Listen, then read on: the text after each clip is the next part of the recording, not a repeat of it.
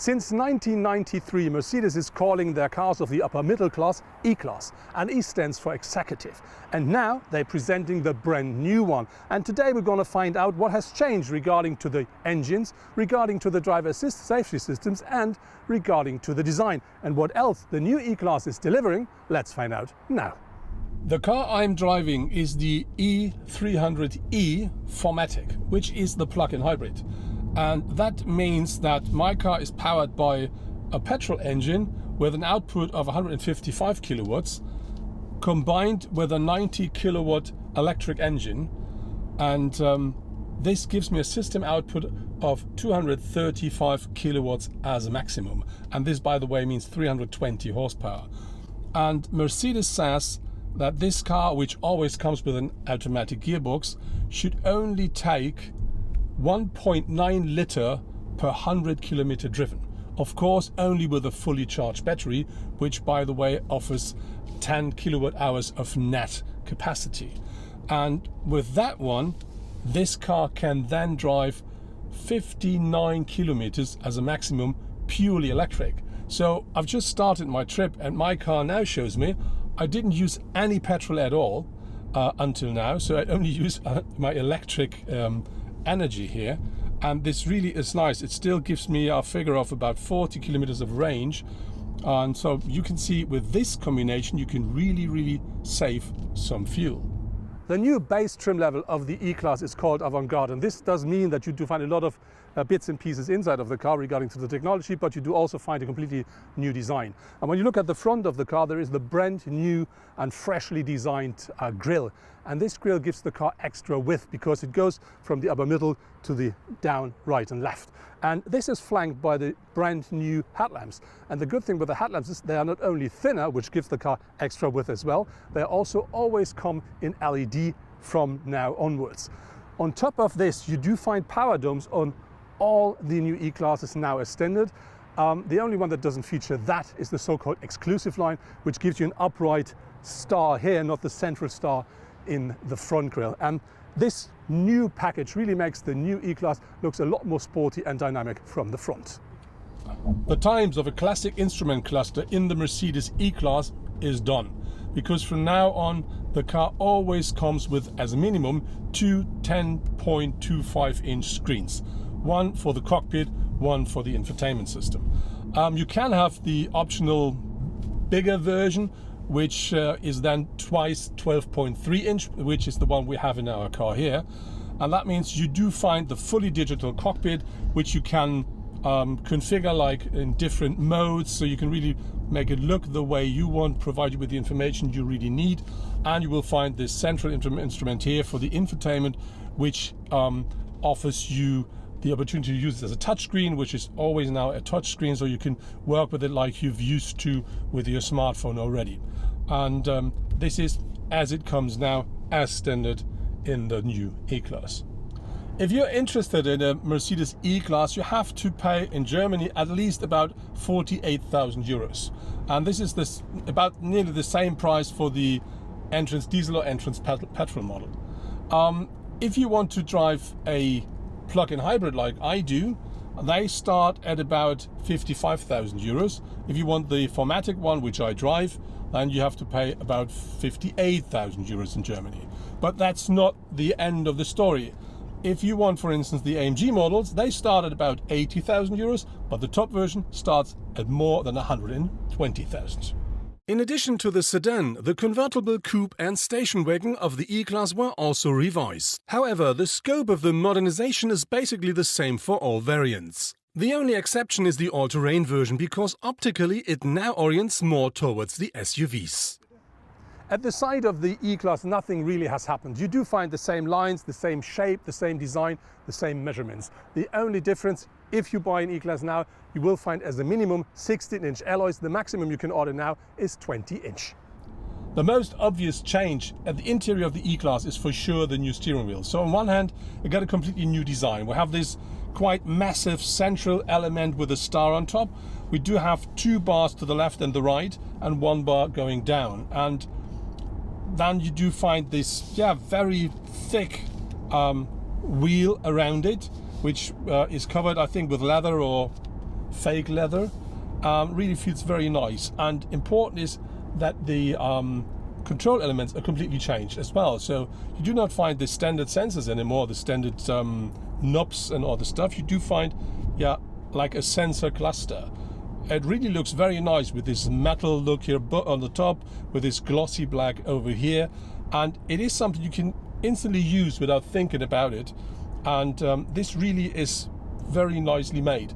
On top of this, important is to know that the steering wheel now not only needs to provide steering informations to the driver assistance safety systems to tell them that the driver is still in control of the car.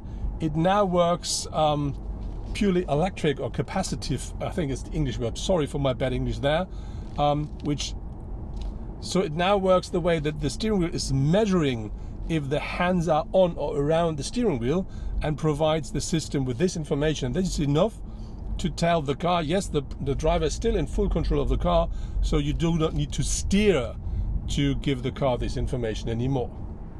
This E tells you that I'm driving an electrified vehicle, and this is of course the plug-in hybrid. If there's DE, then you know this is the diesel version as a plug-in hybrid. But I think more important is design at the rear. So you do find a new boot lid here, but more important I think are these new taillights, because they are now splitted. This is one thing, and the other thing is they always now come with LED technology on board. The rest of the end of our car looks very similar to the predecessor, but we do of course find a new rear bumper, and we do have these two exhausts here, which are unfortunately only fake.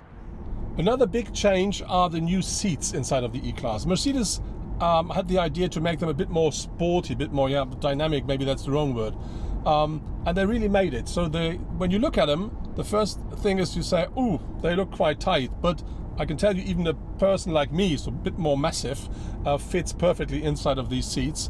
And they do provide, I think, more support than the predecessors, and they do still provide loads and loads of comfort. So I really have to say Mercedes really did a very nice job with the new seats. Let's talk about the drivetrain of our car. The combination out of the petrol engine and the quite powerful electric engine and the automatic gearbox really works absolutely nice in that car. So that car drives like an E-Class should drive. On one hand, very easy, very nice and calm. On the other hand, dynamic enough or powerful enough to provide you with a smile on your face if you want to. But very important to know is you really have to find out what is your typical drive, because not always it makes sense to have this plug-in hybrid system on board, because you may just carry more weight because of the bigger electric engine and because of the battery. And if you don't need it, like you normally only drive long distance, that maybe is not the perfect car. So then maybe a powerful petrol or diesel will suit you more. So you really have to have this in mind to really get the most out of this. Aside of the benefits regarding to the tax, you have to be the right person, or you have to be the person that drives the right routes daily. Let's talk about boot size. Nothing really has happened. The new sedan features 540 liters of maximum boot capacity. If we talk about the Estate with folded seats or down-folded seats, that one then offers up to 2,100 liters. But we do drive the plug-in hybrid, and that really changes the game, because our car only delivers 370 liters, and the reason for that is this step in the middle of our boot. And this is about 12 centimeters high and goes down to the end of the boot, and the reason for that is this one covers the battery, and I think it's quite a pity that they didn't manage to get rid of that one while doing the facelift. Of course, the Mercedes E-Class features the most important things as standard. So for instance, you get climate control as standard, you do find digital radio as standard, and you do find Mercedes-Benz user experience, so MBUX, as standard as well. But on top of this, you can choose from loads and loads and loads of things. And I will not provide you with all the informations now, but I will give you some bullet points or some top figures, because to be honest, the price list of the E-Class is about 90 pages thick. The range of powertrains of the new E-Class is as impressive as with the predecessor, but a bit more impressive when we talk about electrified engines. So you do find petrol and diesel engines with a power range between 115 up to 270 kilowatts. And on top of this, you do find the AMG models, and they offer, as we used, for instance, the E63, 612 horsepower. Important there, this is the same engine as we used in the predecessor. It's the 4-liter V8.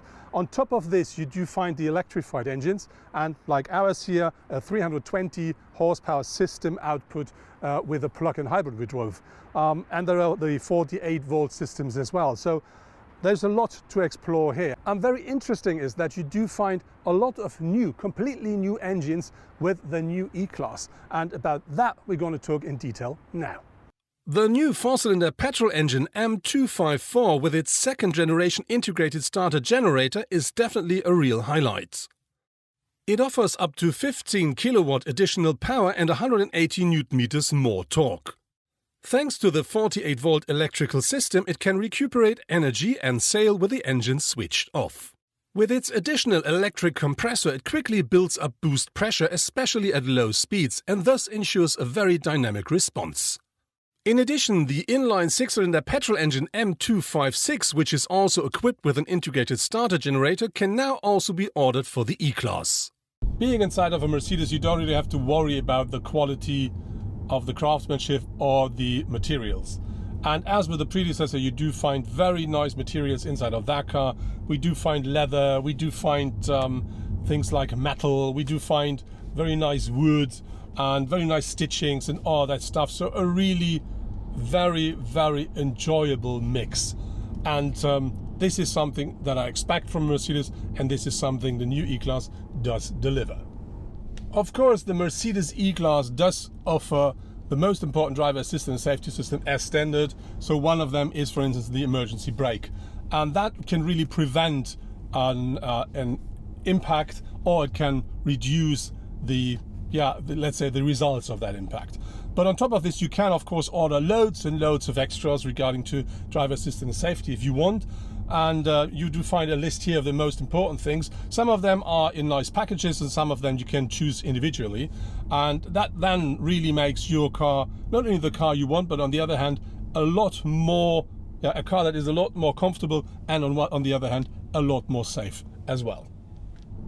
But on the other hand, if you do tick too many boxes, your car is getting very expensive as well. That was my first test drive in the brand new Mercedes E-Class. And when I look at the exterior, they call it a facelift, and this is really what they deliver. So you do find a lot more sporty front, a lot more sporty rear of the car. You do find a standard LED headlamps, LED technology in the taillights as well. Looking at the interior, what I really do like with the change is the completely new steering wheel. A lot more sporty, a lot more stylish, and something very, unique. And then the new seats fine as well, and you do find loads of new infotainment stuff. You do find MBX extended, new driver assistance safety systems, all the things you really do like when you talk about an E-Class. And then when we talk about the engines, we do find loads of completely new powertrains, and we do find the one we drove, the plug-in hybrid, which already worked in the predecessor very well and is doing a nice job here as well. So I would say overall, thumbs up.